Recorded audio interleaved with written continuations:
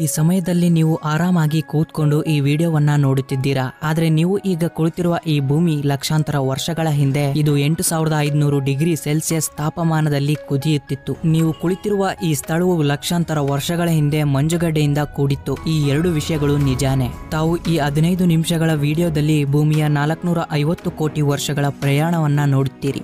Video ಇಷ್ಟವಾದ್ರೆ like ಮಾಡಿ support ಮಾಡೋದನ್ನ ಮಾತ್ರ ಮರಿಬೇಡಿ. Let's get into the video. ಈ ದಿನ ನಮ್ಮ ಸೌರ ವ್ಯವಸ್ಥೆ ಇರುವ ಜಾಗದಲ್ಲಿ ವಿವಿಧ ರೀತಿಯ ಗಾಳಿ ಹಾಗೂ ಧೂಳಿನಿಂದ ಕೂಡಿದ ಮೋಡಗಳು ಇದ್ವು. ವಿಜ್ಞಾನಿಗಳ ಪ್ರಕಾರ ಧೂಳಿನ ಮೋಡಗಳ ಆಚೆಗೆ ಬೆಂಕಿಯಿಂದ ಉರಿಯುತ್ತಿರುವ ಅಗ್ನಿಗೋಳ ಕೂಡವಿತ್ತು. ಅದು ಆಗ ತಾನೇ ಜನ್ಮ ತಾಳಿದ ಒಂದು ನಕ್ಷತ್ರ. ಕಾಲಕ್ರಮೇಣ ಈ ನಕ್ಷತ್ರ ತಣ್ಣಗಾಗಲು ಆರಂಭಿಸಿತು. ಈ ಕಾರಣದಿಂದ ನಕ್ಷತ್ರದಲ್ಲಿ ಭಾರಿ ಪ್ರಮಾಣದಲ್ಲಿ ಸ್ಫೋಟಗೊಂಡಿತು. ಭಾರಿ ಪ್ರಮಾಣದ ಸ್ಫೋಟವಾಗಿದ್ದರಿಂದ ಬಾಹ್ಯಾಕಾಶದಲ್ಲಿ ಎಲ್ಲೆಡೆ ಇದ್ದ ಧೂಳು ಒಂದು ಸ್ಥಳದಲ್ಲಿ ಸೇರಿತು. ಆ ಧೂಳಿನಲ್ಲಿರುವ ಕಣಗಳು ಒತ್ತಡ ಮತ್ತು ಉಷ್ಣತೆಯನ್ನ ಉಂಟು ಮಾಡಿ ದೊಡ್ಡ ಉಲ್ಕೆಗಳು ಮತ್ತು ಬಂಡೆಗಳನ್ನಾಗಿ ಮಾಡಿತು. ಅದೇ ಒತ್ತಡದಿಂದಾಗಿ ಸ್ಥಿರವಾದ ವಿಕಿರಣಶೀಲ ವಸ್ತುವು ಗುರುತ್ವಾಕರ್ಷಣೆಯನ್ನ ನಿರ್ಮಿಸುತ್ತದೆ. ಈ ಗುರುತ್ವಾಕರ್ಷಣೆಯಿಂದಾಗಿ ಹೈಡ್ರೋಜನ್ ಮತ್ತು ಹೀಲಿಯಂನ ಮಧ್ಯಭಾಗದಲ್ಲಿ ಈ ಉಲ್ಕೆಗಳು ಮತ್ತು ಬಂಡೆಗಳು ಸಂಗ್ರಹಗೊಳ್ಳಲು ಪ್ರಾರಂಭಿಸಿತು. ಹೀಲಿಯಂ ಹೈಡ್ರೋಜನ್ ಮಧ್ಯದಲ್ಲಿ ಸಂಗ್ರಹವಾಗಿದ್ದರಿಂದ ಒತ್ತಡ ಅಧಿಕವಾದಂತೆ ಆ ಮಧ್ಯದಲ್ಲಿ ಒಂದು ದೊಡ್ಡ ಸ್ಫೋಟವೇ ನಡೆಯಿತು. ಆ ಸ್ಫೋಟದಿಂದಾಗಿಯೇ ನಮ್ಮ ಸೂರ್ಯನು ಹುಟ್ಟಿಕೊಳ್ತಾನೆ. ಬಾಹ್ಯಾಕಾಶದಲ್ಲಿ ಹರಡಿರುವ ಆಸ್ಟ್ರಾಯ್ಡ್ ನ ತುಣುಕುಗಳು ಭಾರಿ ತೂಕವನ್ನ ಹೊಂದಿದ್ದರಿಂದ ಅವು ಸೂರ್ಯನಿಗೆ ಹತ್ತಿರ ಬಂದು ಸೂರ್ಯನ ಸುತ್ತ ತಿರುಗಲು ಪ್ರಾರಂಭಿಸಿದವು. ಈ ಆಸ್ಟ್ರಾಯ್ಡ್ಗಳು ನಿಧಾನವಾಗಿ ಪರಸ್ಪರ ಒಂದಕ್ಕೊಂದು ಹೊಡೆಯುವುದರ ಮೂಲಕ ಅವು ಸಣ್ಣ ಸಣ್ಣ ತುಣುಕುಗಳಾಗಿ ಮಾರ್ಪಟ್ಟು ನಿರಂತರವಾಗಿ ಪರಿಭ್ರಮಿಸುವುದರಿಂದ ಮೆರ್ಕ್ಯೂರಿ, ವೆನ್ಯೂಸ್, ಅರ್ತ್, ಮಾರ್ಸ್ ಗ್ರಹಗಳ ರಚನೆಗೆ ಕಾರಣವಾಯಿತು. ವಿಜ್ಞಾನಿಗಳ ಪ್ರಕಾರ ಆ ಸಮಯದಲ್ಲಿ ಭೂಮಿ ಮತ್ತು ಮಂಗಳ ಗ್ರಹದ ಮಧ್ಯ ಥಿಯಾ ಎಂಬ ಒಂದು ಗ್ರಹ ಕೂಡ ಇತ್ತು. ಭೂಮಿಗೆ ಗುರುತ್ವಾಕರ್ಷಣದ ಶಕ್ತಿ ಇರುವುದರಿಂದ ಸೂರ್ಯನ ಸುತ್ತ ತಿರುಗುವ ಗ್ರಹಗಳು ಅಥವಾ ಆಸ್ಟ್ರಾಯ್ಡ್ಗಳು ಭೂಮಿಯ ಸುತ್ತಲೂ ತಿರುಗಲು ಶುರುವಾದವು. ನಂತರ ಆ ಗ್ರಹದ ತುಂಡುಗಳು ಮೆಲ್ಲನೆ ಕೆಲವು ಕೋಟಿ ವರ್ಷಗಳವರೆಗೆ ಭೂಮಿಯ ಮೇಲೆ ಬೀಳುತ್ತಿದ್ದವು. ಇಂತಹದೊಂದು ಘಟನೆಯೇ ನಮ್ಮ ಪಕ್ಕದಲ್ಲಿರುವ ಥಿಯಾ ಅನ್ನುವ ಒಂದು ಗ್ರಹದ ಮೇಲೆ ಕೂಡ ನಡೆಯುತ್ತಲೇ ಇತ್ತು. ಇದರ ಕಾರಣದಿಂದ ಥಿಯಾ ಎಂಬ ಗ್ರಹ ಕೂಡ ಭೂಮಿಯ ಹತ್ರಕ್ಕೆ ಬರಲು ಶುರುವಾಯಿತು. ನಂತರ ಅದು ಬರ್ತಾ ಭೂಮಿಗೆ ಅಪ್ಪಳಿಸಿತು. ಇಂತಹ ಭಯಂಕರ ಅಪ್ಪಳಿಸುವಿಕೆಯಿಂದ ಭೂಮಿಯ ಭಾಗಗಳು ಬಾಹ್ಯಾಕಾಶದಲ್ಲಿ ತುಂಡುಗಳಾಗಿ ಹರಡಿದುವು. ಭೂಮಿಯಿಂದ ಛಿದ್ರವಾದ ಸ್ವಲ್ಪ ಭಾಗ ಭೂಮಿಯ ಸುತ್ತ ಒಂದು ರಿಂಗ್ ಆಗಿ ಸುತ್ತಲು ಶುರು ಮಾಡಿದವು. ಹಾಗೆ ತಿರುಗುತ್ತಾ ಒಂದಕ್ಕೊಂದು ಮತ್ತೆ ಹೊಡೆಯುವುದರಿಂದ ನಮ್ಮ ಚಂದ್ರನ ನಿರ್ಮಾಣವಾಯಿತು.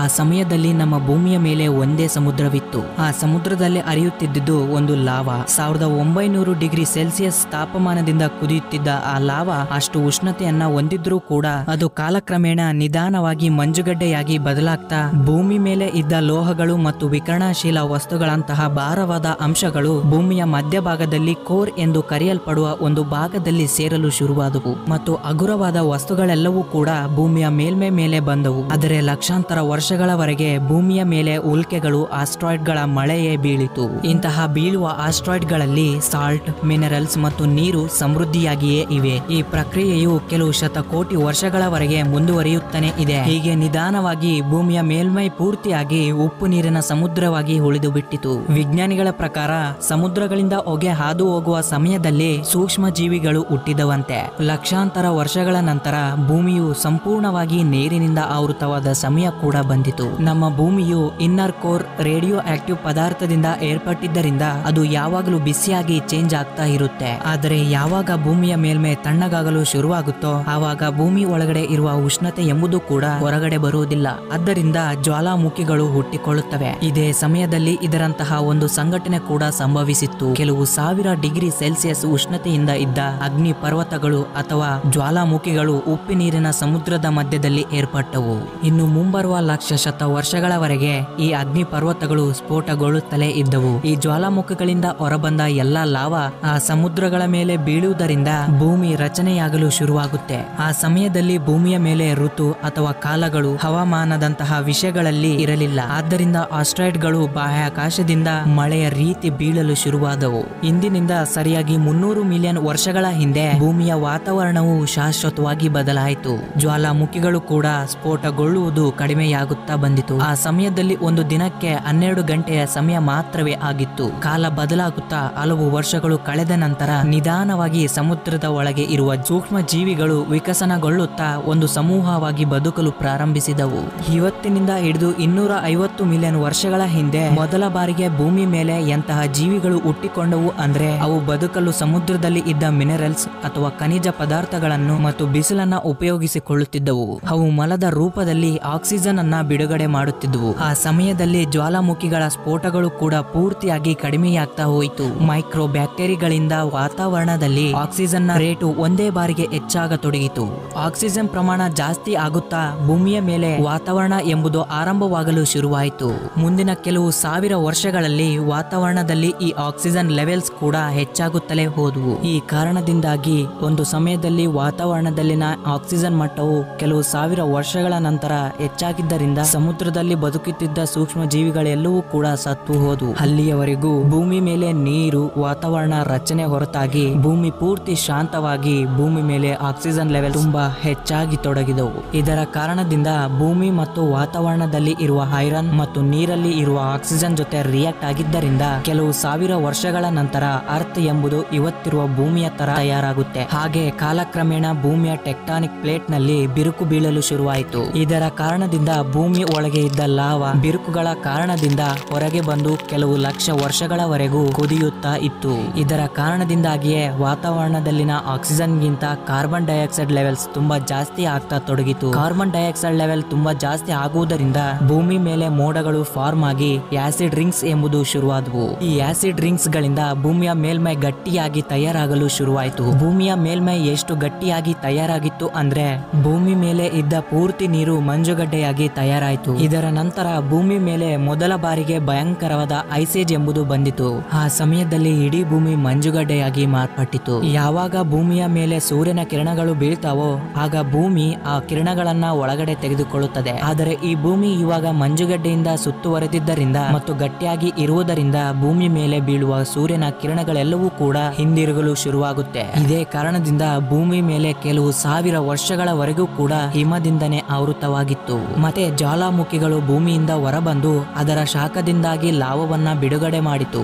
ಅದು ಭೂಮಿಯ ಮೇಲಿನ ಮಂಜುಗಡ್ಡೆಯನ್ನ ಸಂಪೂರ್ಣವಾಗಿ ಕರಗಿಸಿ ಮೊದಲಿನ ಸ್ಟೇಜಿಗೆ ತಂದಿತು. ಭೂಮಿಯ ಸಮುದ್ರದ ಒಳಗೆ ಬದುಕಿದ್ದ ಸೂಕ್ಷ್ಮ ಜೀವಿಗಳೆಲ್ಲವೂ ಕೂಡ ನಿಧಾನವಾಗಿ ಪರಿಣಾಮವನ್ನ ಬೀರುತ್ತಾ ಬಂದು ಅದರ ಶರೀರವನ್ನ ದೊಡ್ಡದಾಗಿ ಮತ್ತು ಪೂರ್ತಿಯಾಗಿ ಚೇಂಜ್ ಆಗ್ತಾ ಆಕ್ಸಿಜನ್ ಅನ್ನ ಉಪಯೋಗಿಸಲು ಪ್ರಾರಂಭಿಸಿದವು. ಅದೇ ಸಮಯದಲ್ಲಿ ಆ ಸಮುದ್ರದ ನೀರಿನಲ್ಲಿ ನೈಟ್ರೋಜನ್ ಫಾಸ್ಫರಸ್ ಗಳು ಅಧಿಕವಾಗಿದ್ದರಿಂದ ಸನ್ಲೈಟ್ ಮತ್ತು ಕಾರ್ಬನ್ ಡೈಆಕ್ಸೈಡ್ ಅನ್ನ ಉಪಯೋಗಿಸಿಕೊಂಡು ಸಮುದ್ರದಲ್ಲಿ ಮೊಟ್ಟ ಮೊದಲ ಬಾರಿಗೆ ಕ್ಯಾಲೋಫೈಟಾ ಜಾತಿಗೆ ಸೇರಿದ ಪಾಚು ಎಂಬುದು ರೂಪುಗೊಳ್ಳುತ್ತದೆ. ಸಮುದ್ರದಲ್ಲಿ ಸಣ್ಣ ಸಣ್ಣ ಗಿಡಗಳು ಬೆಳೆಯಲು ಈ ಪಾಚು ಎಷ್ಟೋ ಸಹಾಯ ಮಾಡಿತು. ಆದರೆ ಸಮುದ್ರದಲ್ಲಿರುವ ಸೂಕ್ಷ್ಮ ಜೀವಿಗಳು ವಾತಾವರಣದಲ್ಲಿ ಇರುವ ಆಕ್ಸಿಜನ್ ಅನ್ನ ಉಪಯೋಗಿಸಿಕೊಂಡು ಕಾರ್ಬನ್ ಡೈಆಕ್ಸೈಡ್ ಅನ್ನ ಬಿಡುಗಡೆ ಮಾಡಲು ಶುರು ಮಾಡಿದವು. ಅದೇ ರೀತಿ ಜ್ವಾಲಾಮುಖಿಗಳಿಂದ ಬಿಡುಗಡೆಯಾಗುವ ಕಾರ್ಬನ್ ಡೈಆಕ್ಸೈಡ್ ನ ಕಾರಣದಿಂದ ವಾತಾವರಣ ಬಿಸಿಯಾಗಲು ಕಾರಣವಾಯಿತು. ಕಾಲಕ್ರಮೇಣ ಸಮಯದ ಜೊತೆಗೆ ಭೂಮಿ ಮೇಲೆ ಇದ್ದ ಪೂರ್ತಿ ಮಂಜು ಕರಗುತ್ತಾ ಬಂದಿತು. ಆದರೆ ಮತ್ತೆ ಭೂಮಿ ಮೇಲೆ ಆಸಿಡ್ ರಿಂಗ್ಸ್ ಶುರುವಾದವು. ಅದರ ಕಾರಣದಿಂದ ಭೂಮಿ ದೃಢವಾಗಿ ಮತ್ತು ತಣ್ಣಗಾಗುತ್ತಾ ಬಂದಿತು. ಪುನಃ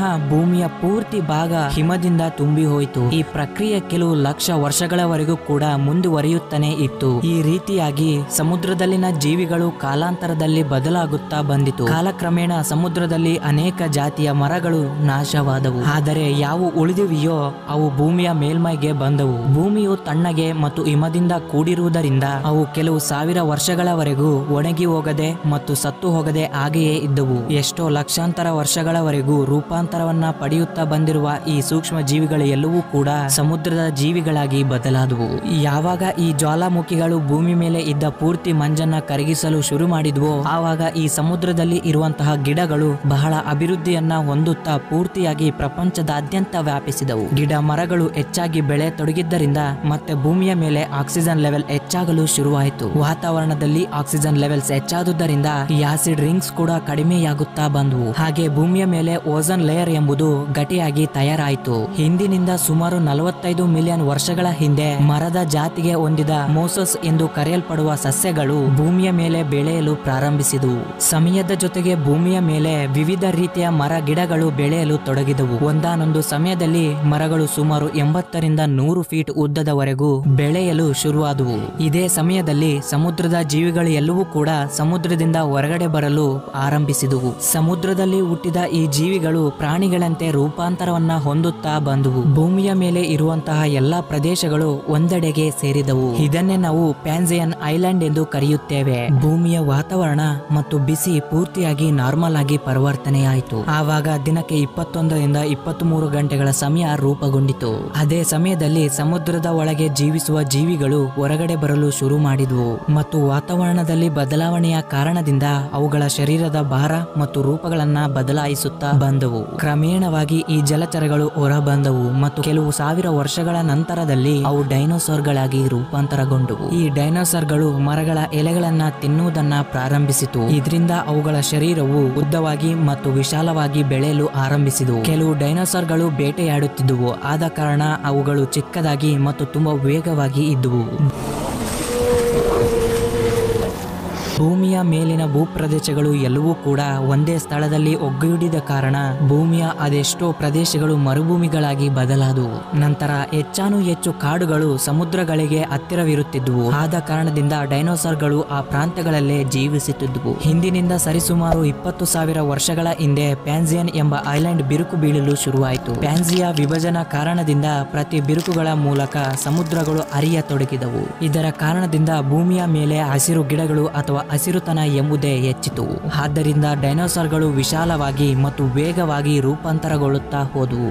ಡೈನೋಸಾರ್ಗಳು ಸುಮಾರು ಭೂಮಿಯನ್ನ 20 ರಿಂದ 30 ವರ್ಷ ಮಿಲಿಯನ್ಸ್ ಗಳವರೆಗೂ ಆಳಿದವು. ಆ ಸಮಯದಲ್ಲಿ ಡೈನೋಸಾರ್ಗಳು ಭೂಮಿ ಮೇಲೆ ಇದ್ದ ಸಮುದ್ರದಿಂದ ಹಿಡಿದು ಆಕಾಶದವರೆಗೆ ಪೂರ್ತಿ ಭೂಭಾಗವನ್ನ ವ್ಯಾಪಿಸಿದವು. ಅದರ ಕಾರಣದಿಂದ ಆಫ್ರಿಕಕ್ಕೆ ಸೇರಿದ ಭಾರತ ದೇಶ ಇಂದು ರಷ್ಯಾಗೆ ಡಿ ಹೊಡೆದು ಅಂಟಿಕೊಂಡಿದೆ. ಇಂದು ಅಸ್ತಿತ್ವದಲ್ಲಿರುವ ಹಿಮಾಲಯ ಪರ್ವತಗಳು ಕೂಡ ಭೂಮಿಯ ಈ ಅಂಟಿಕೊಳ್ಳುವಿಕೆಯಿಂದ ರೂಪುಗೊಂಡಿವೆ. ಹಿಂದಿನಿಂದ ಸರಿಸುಮಾರು 6.5 ದಶಲಕ್ಷ ವರ್ಷಗಳ ಹಿಂದೆ ಹಿಂದಿನ ಮೌಂಟ್ ಎವರೆಸ್ಟ್ ಗಿಂತ ದೊಡ್ಡದಾದ 4.5 ದಶಲಕ್ಷ ಕೆಜಿಗಳಷ್ಟು ಇರುವ ಒಂದು ಆಸ್ಟ್ರಾಯ್ಡ್ ಗಂಟೆಗೆ 80,000 ಕಿಲೋಮೀಟರ್ ವೇಗದಲ್ಲಿ ಭೂಮಿಯ ಕಡೆಗೆ ಸಾಗಿತ್ತು. ಅಷ್ಟೊಂದು ವೇಗವಾಗಿ ಬರುತ್ತಿರುವ ಆ ಆಸ್ಟ್ರಾಯ್ಡ್ ಒಂದು ಬೆಂಕಿಯ ಚಂಡಿನ ತರ ಬಂದು ನಮ್ಮ ಭೂಮಿಗೆ ಡಿ ಹೊಡೆಯಿತು. ಆ ಘರ್ಷಣೆಯಿಂದ ಬಿಡುಗಡೆಯಾಗುವ ಶಕ್ತಿ ಎಷ್ಟು ಶಕ್ತಿವಂತವಾಗಿದೆ ಅಂತ ಅಂದ್ರೆ ಈಗಿನ ಸಮಯದಲ್ಲಿ ಇರುವ 10 ಕೋಟಿ ಅಣುಬಾಂಬ್ಗಳನ್ನ ಒಂದೇ ಸಮಯದಲ್ಲಿ ಉಪಯೋಗಿಸಿದರೆ ಎಷ್ಟು ಭಯಂಕರವಾಗಿ ಇರುತ್ತೋ ಅದಕ್ಕಿಂತ ಹೆಚ್ಚಿನ ಶಕ್ತಿ ಬಿಡುಗಡೆಯಾಗಿತ್ತು. ಎಲ್ಲಿ ಆ ಆಸ್ಟ್ರಾಯ್ಡ್ ಬಿದ್ದಿತೋ ಅಲ್ಲಿ ವಾಸಿಸುವಂತಹ ಜೀವಿ ಜಂತುಗಳು ಕೂಡ ಮತ್ತು ಮರಗಳು ಬೂದಿಯಾದವು. ಆ ಆಸ್ಟ್ರಾಯ್ಡ್ ಭೂಮಿಗೆ ಡಿ ಹೊಡೆದಿದ್ದರಿಂದ ಭೂಮಿಯ ಮೂಲೆ ಮೂಲೆಗೂ ಹೊಗೆ ಧೂಳು ಎಲ್ಲವೂ ಕೂಡ ವ್ಯಾಪಿಸಿತು. ಸಮುದ್ರದೊಳಗೆ ಭಯಂಕರವಾದ ತೂಫಾನೊಂದು ಬಂದಿತು. ಈ ಭೂಕಂಪ ಮತ್ತು ಬೆಂಕಿ ಈ ಭೂಮಿಯನ್ನ ಸುಟ್ಟು ಹಾಕಿತು. ಕೆಲವೇ ಗಂಟೆಗಳಲ್ಲೇ ಭೂಮಿಯ ಮೇಲೆ ಅತ್ಯಂತ ವಿಷಪೂರಿತವಾದ ವಾಯು ಮತ್ತು ಹೊಗೆಯ ಕಾರಣದಿಂದಾಗಿ ಭೂಮಿ ಪೂರ್ತಿಯಾಗಿ ನರಕವಾದಂತೆ ತಯಾರಾಯಿತು ಮತ್ತು ಕೆಲವು ಹಸಿವಿಗೆ ತಾಳದೆ ವಿಷಪೂರಿತ ಹೊಗೆಗಳನ್ನ ಭರಿಸದೆ ಕೆಲವು ಜೀವಿಗಳು ಸತ್ತೇ ಹೋದವು. ಆ ಸಮಯದಲ್ಲಿ ಕೆಲವು ಜೀವಿಗಳು ಭೂಮಿಯ ಒಳಗಡೆ ಇರುವುದರಿಂದ ಅವುಗಳು ಬದುಕಿಕೊಂಡವು. ಆದರೆ ಭೂಮಿಯ ಮೇಲೆ ಇದ್ದ ಹಲವು ಜೀವಿಗಳು ಕಾಣದೆ ಮಾಯವಾದವು. ಇದನ್ನೇ biggest mass extension in the history ಎಂದು ಕರೆಯಲಾಗುತ್ತೆ. ಇದರಿಂದ ಭೂಮಿಯ ಒಂದು ವಾತಾವರಣ ಪೂರ್ತಿಯಾಗಿ ಕರಿಯ ಹೊಗೆಯಂತೆ ಮಾರ್ಪಟ್ಟಿತು. ಇದರ ಕಾರಣದಿಂದ ಭೂಮಿ ಮೇಲೆ ಸೂರ್ಯನ ಕಿರಣಗಳು ಬೀಳಲು ಕೂಡ ಸಾಧ್ಯವಾಗದೆ ಭೂಮಿ ಮೇಲೆ ಇದ್ದ ಕೆಲವು ಜೀವಿಗಳು ಮರಗಳು ಎಲ್ಲವೂ ಕೂಡ ನಾಶವಾದವು. ವಾತಾವರಣ ಎಲ್ಲವೂ ಕೂಡ ಧೂಳು ಹೊಗೆಗಳಿಂದ ತುಂಬಿ ಹೋಗಿದ್ದರಿಂದ ಭೂಮಿ ಮೇಲೆ ಮರಳಿ ಆಸಿಡ್ ರಿಂಗ್ಸ್ ಗಳು ಶುರುವಾದವು. ಮತ್ತೆ ಭೂಮಿ ತಣ್ಣಗಾಗಿ ಮಂಜುಗಡ್ಡೆಯಾಗಿ ಪರಿವರ್ತನೆಯಾದವು. ಆದ್ರೆ ಈ ಬಾರಿ ಈ ಭೂಮಿ ಲಕ್ಷಾಂತರ ವರ್ಷ ಕೋಟೆಗಳವರೆಗೂ ಹಾಗೆಯೇ ಹಿಮದಿಂದ ಕೂಡಿರಲಿಲ್ಲ. ಕೇವಲ 80 ರಿಂದ 90 ಸಾವಿರ ವರ್ಷಗಳವರೆಗೆ ಈ ಪೂರ್ತಿ ಮಂಜು ಕರಗಿ ಹೋಯಿತು. ಯಾವ ವಿಧವಾಗಿ ಭೂಮಿಯ ಮೇಲೆ ವಾತಾವರಣ ಮೊದಲಿನ ತರವಾಯಿತೋ ಹಾಗೆ ಈ ಸಣ್ಣ ಸಣ್ಣ ಜೀವಿಗಳು ಕೂಡ ಭೂಮಿ ಮೇಲೆ ಹುಟ್ಟಿಕೊಳ್ಳಲು ಶುರುವಾದವು. ಯಾವಾಗ ಭೂಮಿಯ ಸುತ್ತುವರೆದ ಆ ಮಂಜುಗಡ್ಡೆ ಕರಗಲು ಶುರುವಾಯಿತೋ ಆಗ ಆಫ್ರಿಕಾದಲ್ಲಿ ಅತ್ಯಂತ ಚಳಿಯಿಂದ ಕೂಡಿದ ಕಾಡುಗಳು ಇದ್ವು. ಈ ಕಾಡುಗಳಲ್ಲಿ ಭೂಮಿ ಮೇಲೆ ಇದ್ದಂತಹ ಜೀವಿಗಳು ಕೋತಿಗಳಾಗಿ ರೂಪಾಂತರವನ್ನ ಹೊಂದುತ್ತಾ ಬಂದವು. ಆದರೆ ಕಾಲದ ಜೊತೆಗೆ ಭೂಮಿ ಮೇಲೆ ಉಷ್ಣತೆ ಎಂಬುದು ಹೆಚ್ಚಾಗುತ್ತಾ ಹೋಗಿದ್ದರಿಂದ ಆಫ್ರಿಕಾದಲ್ಲಿ ಇರುವಂತಹ ಈ ಕಾಡುಗಳಲ್ಲಿ ಕ್ರಮೇಣವಾಗಿ ಒಣಗಿ ಹೋಗಲು ಶುರುವಾಯಿತು. ಆಫ್ರಿಕಾ ಕಾಡುಗಳಲ್ಲಿ ವಾಸಿಸುವಂತಹ ಕೋತಿಗಳು ಕಾಡು ಒಣಗಿ ಹೋಗುವುದರಿಂದ ಆಹಾರ ಸಿಗುತ್ತಿರಲಿಲ್ಲ. ಇದರಿಂದ ಆಹಾರವನ್ನ ಹುಡುಕುತ್ತಾ ಆ ಕೋತಿಗಳು ತುಂಬಾ ದೂರದವರೆಗೆ ಪ್ರಯಾಣಿಸುತ್ತಾ ಹೋದವು. ಹೀಗೆ ಪ್ರಯಾಣಿಸುತ್ತಾ ಆಹಾರವನ್ನ ಹುಡುಕುತ್ತಾ ಅವು ನಡೆಯುವುದನ್ನ ಮತ್ತು ಓಡುವುದನ್ನ ಕಲಿತವು. ಹಾಗೆ ಅವು ಆಹಾರಕ್ಕಾಗಿ ಬೇಟೆಯಾಡುವುದನ್ನ ಕೂಡ ಕಲಿತವು. ಆದ್ರೆ ಕಾಲಕ್ರಮೇಣವಾಗಿ ನಿಧಾನವಾಗಿ ಈ ಕೋತಿಗಳು ಏಪ್ಸ್ ಎಂದು ಕರೆಯಲ್ಪಡುವ ಜೀವಿಗಳಾಗಿ ರೂಪಾಂತರಗೊಳ್ಳುತ್ತಾ ಹೋದವು. ಆಹಾರವನ್ನ ಹುಡುಕಲು ಈ ಏಪ್ಸ್ ಬೇರೆ ಪ್ರದೇಶಗಳಿಗೆ ವಲಸೆ ಹೋಗಲು ಶುರು ಮಾಡಿದವು. ಇದರ ಕಾರಣದಿಂದ ಅಲ್ಲಿಯ ವಾತಾವರಣದಲ್ಲಿನ ಬದಲಾವಣೆಗಳು ಮತ್ತು ಅಲ್ಲಿ ಇರುವಂತಹ ಪರಿಸ್ಥಿತಿಗಳ ಕಾರಣದಿಂದ ಅವುಗಳ ಶರೀರದ ಭಾಗಗಳು ಮತ್ತು ಆ ಶರೀರದ ಬಣ್ಣ ಎಂಬುದು ಬದಲಾಗುತ್ತಾ ಬಂದಿತು. ನಂತರ ಸಮಯದ ಜೊತೆಗೆ ನಾವೆಲ್ಲರೂ ಕೂಡ ಆದಿಮಾನವರಾಗಿ ಬದಲಾದೆವು. ಆಯುಧಗಳಿಂದ ಶುರು ಮಾಡಿ ಬೆಂಕಿಯವರೆಗೂ ನಾವು ಅಭಿವೃದ್ಧಿಯನ್ನ ಪಡೆದಿದ್ದೇವೆ. ಹಾಗೆ ಕಾಲಕ್ರಮೇಣವಾಗಿ ನಾವು ಮನುಷ್ಯರಾಗಿ ಬದಲಾದೆವು. ಆದರೆ ಕೋತಿಯಿಂದ ಮನುಷ್ಯ ರೂಪಾಂತರಗೊಂಡನು ಎಂಬುದು ಎಷ್ಟರ ಮಟ್ಟಿಗೆ ನಿಜವೆಂದು ನಾನು ಖಚಿತವಾಗಿ ಹೇಳಲಾಗದು. ಏಕೆಂದರೆ ಆ ಸಮಯದಲ್ಲಿ ಕೋತಿಗಳು ಆಹಾರಕ್ಕೋಸ್ಕರ ನಡೆಯುವುದನ್ನ ಕಲಿತವು.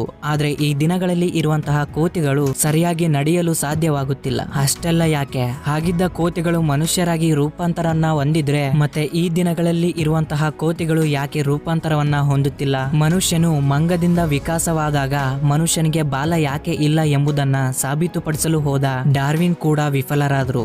ಆದ್ದರಿಂದ ಮೊಟ್ಟ ಮೊದಲ ಮನುಷ್ಯ ಹೇಗೆ ಮತ್ತು ಯಾವುದರಿಂದ ಬಂದನು ಎಂಬುದು ಮುಂಬರುವ ವಿಡಿಯೋಸ್ ಗಳಲ್ಲಿ ನಾವು ತಿಳಿಯೋಣ. ಈ ರೀತಿಯಾಗಿ ನಮ್ಮ ಭೂಮಿಯ ಉಗಮದಿಂದಾಗಿ ಧರ್ಮ, ಸಂಸ್ಕೃತಿ, ನ್ಯಾಯ, ಜಾತಿ, ಧರ್ಮ, ರಾಜ್ಯವನ್ನ ಸ್ಥಾಪಿಸಿದ್ದೇವೆ. ನಾವು ಸಮಯದ ಜೊತೆಗೆ ಅಭಿವೃದ್ಧಿಯನ್ನ ಹೊಂದುತ್ತಾ ಹೋಗಿದ್ದೇವೆ. ಈ ದಿನ ನಾವು ಭೂಮಿ ಮೇಲೆ ಇರುವ ಎಲ್ಲ ಜೀವಿಗಳಿಗಿಂತ ಅತ್ಯಂತ ಬುದ್ಧಿವಂತ ಮತ್ತು ಅಭಿವೃದ್ಧಿ ಹೊಂದಿದ ಜೀವಿಗಳಾಗಿ ರೂಪಾಂತರವನ್ನಗೊಂಡಿದ್ದೇವೆ. ನಾವು ಇರುವಂತಹ ಈ ಭೂಮಿ ಈ ದಿನ ಇದ್ದ ಭೂಮಿಯಾಗಿ ತಯಾರಾಗಲು ಸರಿಸುಮಾರು ಇದು 450 ಮಿಲಿಯನ್ ವರ್ಷಗಳನ್ನ ತೆಗೆದುಕೊಂಡಿತು. ಮತ್ತು ನಾವು ಈ ಭೂಮಿ ಒಳಗಡೆ ಇರುವ ಸಣ್ಣ ಸಣ್ಣ ಪ್ರಾಣಿಗಳಿಂದ ಹಿಡಿದು ಈ ದಿನ ಭೂಮಿ ಮೇಲೆ ಇರುವ ಮಾನವರಾಗಿ ರೂಪುಗೊಳ್ಳುವುದಕ್ಕೆ ಎಷ್ಟೋ ಹಲವು ಲಕ್ಷ ವರ್ಷಗಳನ್ನ ತೆಗೆದುಕೊಂಡಿದೆ. ಆದರೆ ನಾವು ಈ ಭೂಮಿಯನ್ನ 100 ವರ್ಷಗಳಲ್ಲೇ ಎಷ್ಟು ಮಾಲಿನ್ಯಗೊಳಿಸಿದ್ದೇವೆ ಅಂತ ಅಂದ್ರೆ ನಾವು ಮತ್ತೆ ಭೂಮಿಯ ಮೇಲ್ಮೈಯಲ್ಲಿ ಕಾರ್ಬನ್ ಡೈಆಕ್ಸೈಡ್ ಪ್ರಮಾಣವನ್ನ ಹೆಚ್ಚಿಸುತ್ತಿದ್ದೇವೆ. ಭೂಮಿಯನ್ನು ಮತ್ತೆ ಬಿಸಿಯಾಗಿಸುತ್ತಿದ್ದೇವೆ. ಈ ರೀತಿಯಾಗಿ ಇದುವರೆಗೆ ಯಾವುದೇ ಜಾತಿಯ ಪ್ರಾಣಿಗಳು ಕೂಡ ಮಾಡಿರ್ಲಿಕ್ಕಿಲ್ಲ ಅಂತ ಅನಿಸುತ್ತೆ. ವಿಜ್ಞಾನಿಗಳ ಪ್ರಕಾರ ಮುಂದಿನ ಕೆಲವು 100 ವರ್ಷಗಳಲ್ಲಿ ಈ ಭೂಮಿಯ ಮೇಲೆ ಅಗಾಧವಾದ ಬದಲಾವಣೆಯು ಬರಲಿದೆ ಎಂಬುದನ್ನ ನಾವು ಮುಂದಿನ ವಿಡಿಯೋದಲ್ಲಿ ತಿಳಿದುಕೊಳ್ಳೋಣ. Thanks for watching.